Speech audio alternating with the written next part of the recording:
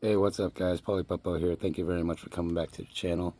I've had a long day today. I've been down in the studio listening to music. I've had some people send me some songs. I'm enjoying learning how to use the Neve, and it's a whole lot of different stuff that I've been learning. But one thing that I had a breakthrough, and it's because of the ASRX. I mean, if you look at the ASR 10, when you're playing it, it only gives you 8 tracks.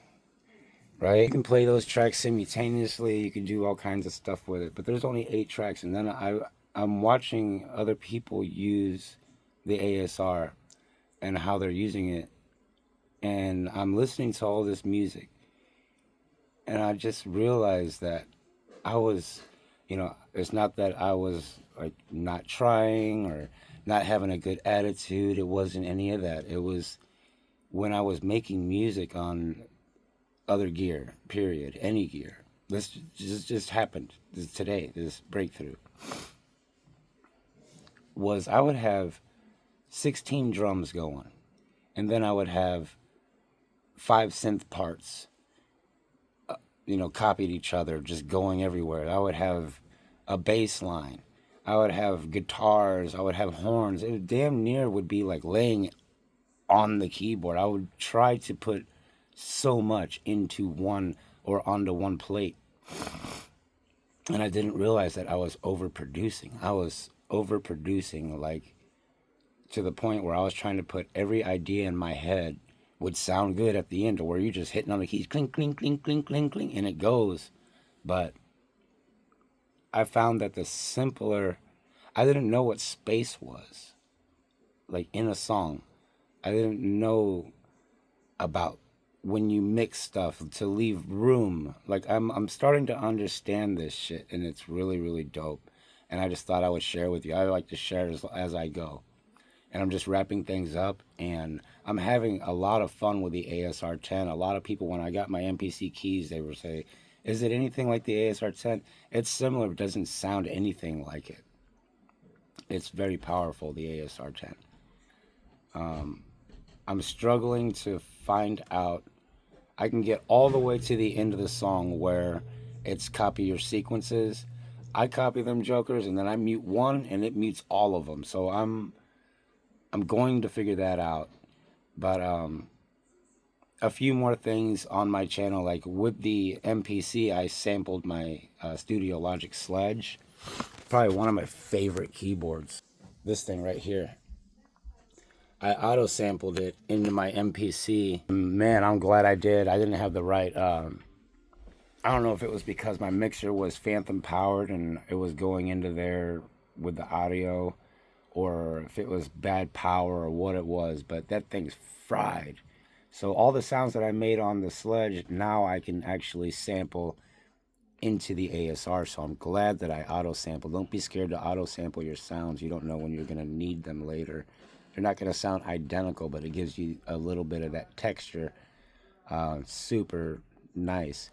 I mentioned Soul 100 earlier because he showed me how to make these sample packs on the MPC. And when I was on the MPC, I was doing it step by step, everything except for whenever I was sampling keyboard notes. I would only sample middle C and go up and then down, and it would mess with the octaves. And now that I've got this ASR 10, I just want to say, like Soul 100, I get what you were trying to teach me about multiple layers of the same note. This way they go all the way up nice and even throughout. It doesn't start sounding different. So a lot of things that were told to me and that I wrote down, a lot of teachers that I look up to, they're all starting to click, and I really really appreciate it. I think it's super super dope. I'm really big into sound design, so I mean, whenever I hear a good sound, it triggers me, man. So when I hook up my modular rack back there, and I just start putting random signals, make it a nice ambient reverb, that's gonna make some really nice chops and samples. So I'm really really happy to finally put all of this together. It's super hard to find time to do this every single day, but or even twice a week now.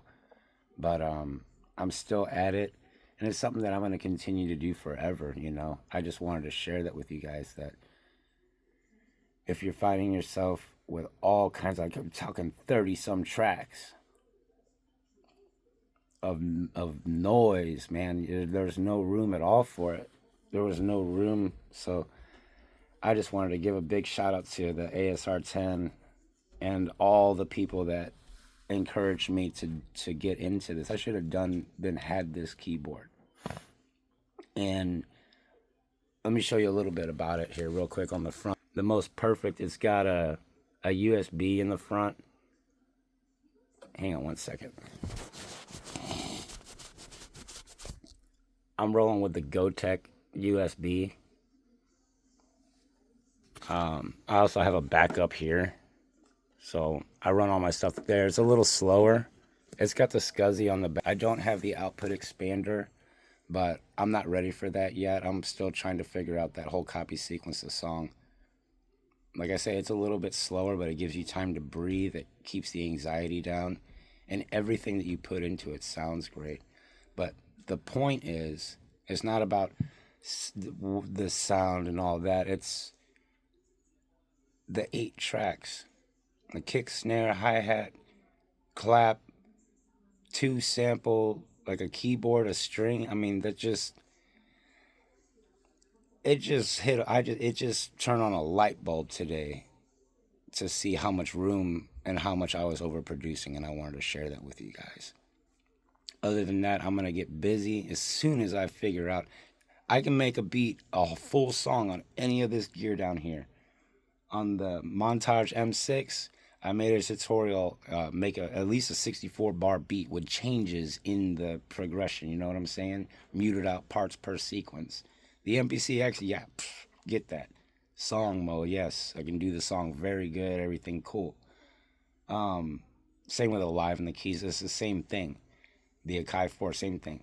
The SP1200, I know how to get all my sequences, 8 different sequences with different variations. You hit play, it plays 64 bars. Everything in the studio, even Fruity Loops, I know how to do that shit. But the ASR 10 is just kicking my ass right now.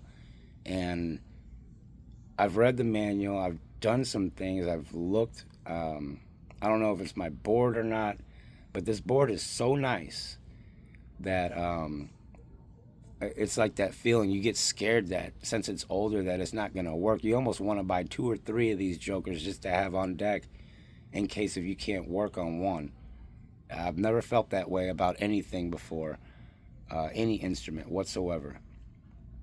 That if you have extra, if you're going to buy an ASR 10, buy 2 of them. And my goal is to get this one brand new, totally refurbished.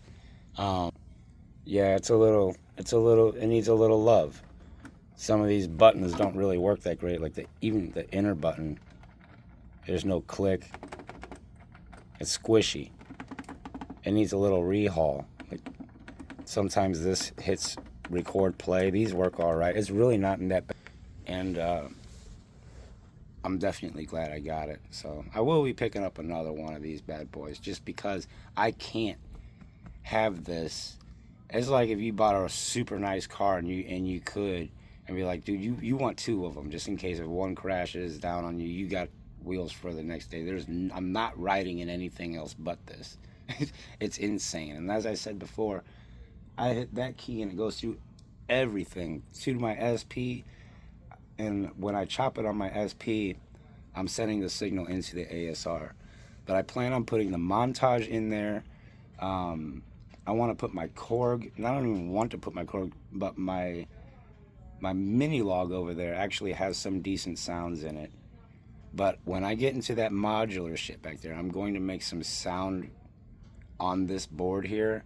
I'm not saying I'm going to make sound packs or anything like that, but if it comes to it, they're really, really inspiring sounds, dude, the way that this shit comes out. Again, I just wanted to touch base with you guys. Appreciate all you guys for the last 5 years being on here. I'm just trying to find some time to be on here today. I was overproducing all my music. There was no room for anything else to squeeze in there.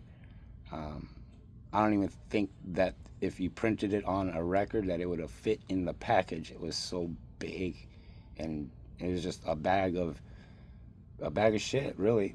You couldn't tell what it was. It's just like you buy a bag of mixed candy. It's just mixed candy all up in there. It's like you don't know what you're getting in there. It's just all candy.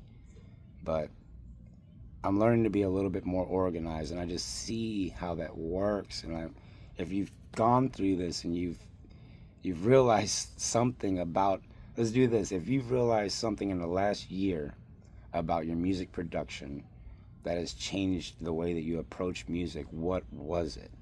Mine was, I found out this year that I was overproducing more than the sound quality and everything. That's the best part and all that. But whenever you start making music with it, you're like, I'm still running into some issues.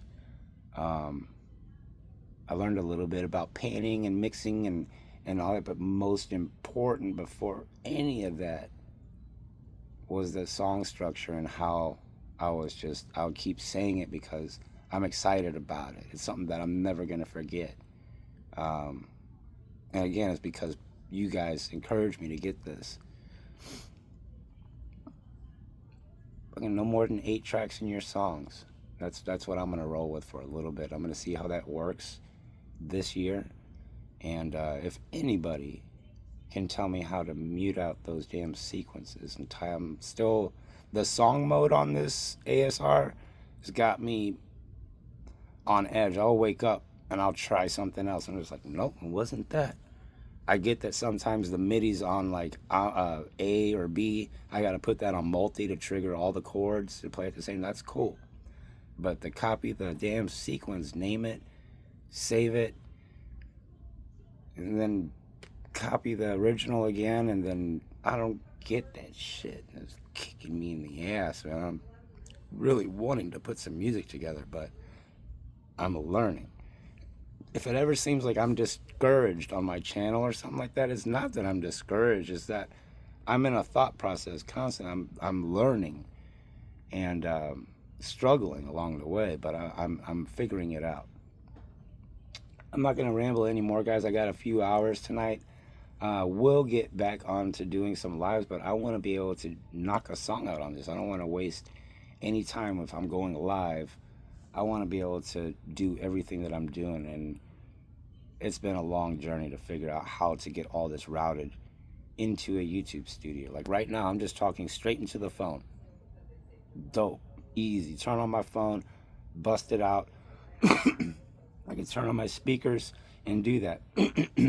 But I have every single piece of gear, a whole studio, dude. Even my TV comes through this audio processing into freaking YouTube.